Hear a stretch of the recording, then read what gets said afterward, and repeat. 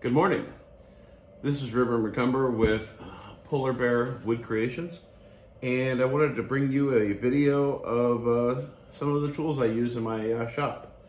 And of course, all the tools I use are part of the Ryobi One Plus product line.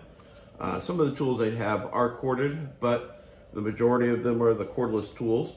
And in this instance, I want to talk about two primary tools that I really recommend highly. Once again, using this One Plus battery. This is the little cute one that I got with my cordless weed whacker, but it seems to work pretty well, and it actually held up a lot longer than I thought it would. Today, we're going to talk about these tools here. Now, some people call these cutters, some people call these die grinders. I've heard them called a number of things. This particular one, I had it about 5 years, and one day it wouldn't work, and when I put the battery in, no matter how much I tried pushing the trigger, it wouldn't work, and so I thought it was dead maybe. And then I played around with the, I took it apart thinking it was already done. I just wanted to see how it worked inside, and just for fun, I grabbed two of the connections and slapped a battery on and touched the connections, and it worked. So the trigger had gone bad. And going in line with Tim Allen, I decided to rewire it. I wasn't all that crazy about the trigger in the first place, and I would have rather had something along this line here. So I wired this up with a switch, and at the time I didn't have a table grinder, so I was able to take this and throw this into my vise and then use this for various grinding purposes, because it has this nice thick body across here that's very stiff and is almost flat across this edge here, back and forth.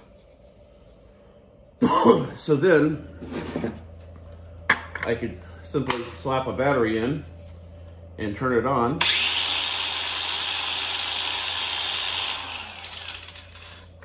and it stays on. And then I trained myself to remember to that this position here is off, this is on, off, simple toggle switch. This is actually one of those ones that doesn't light up, but it wouldn't matter anyways because I don't have a third wire hook to it anyway. And that was it. And then I got a tool that I was able to leave on if I wanted to, and I didn't have to deal with my finger wearing out, or I could simply put it into my vise. I eventually did get a tabletop die grinder. That was about 2 years ago. And so now I've had this particular tool for 7 years, and it's still working amazing. Next tool I'd like to talk about is a tool that most people don't actually refer to as a tool, and that is a fan. I go to car shows with my car pretty often, and I actually figured out that I could attach this to the side of my chair, and then I've got air blowing over my shoulder just like that, and it keeps me nice and cool. This thing's actually quite powerful. Like most of the fans that Ryobi has, it has at least 2 settings. So this is low. It's like 60 degrees here in the garage, so this actually does feel pretty good because I am a polar bear, and I do get hot quite often. This got dropped the other day, so I think it might have gotten a little bit of damage. Oh, there we go. It's good now. And on the high setting, it actually does blow quite a bit of air. It's actually very good. And this clamp is actually designed to support into a 2x4. So you can put this in there, theoretically a 2x2 as well. But you can put this in there and it'll stick to it as well. And it does work with smaller pieces of wood as well. It just doesn't work with anything that's more than the, what is it, 1 3/4 inches, I think it is, that a 2x4 is.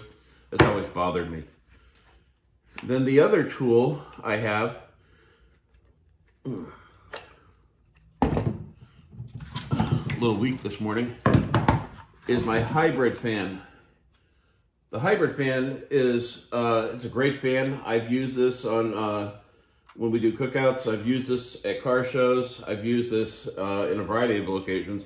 When I was building my big 4th order box in my car, I had it in there helping to dry the resin faster, because anything I build out of wood, I typically build with resin included, because why not? And this is called a hybrid fan because it has the ability to be plugged in through a 110 circuit, or you can use a cordless battery.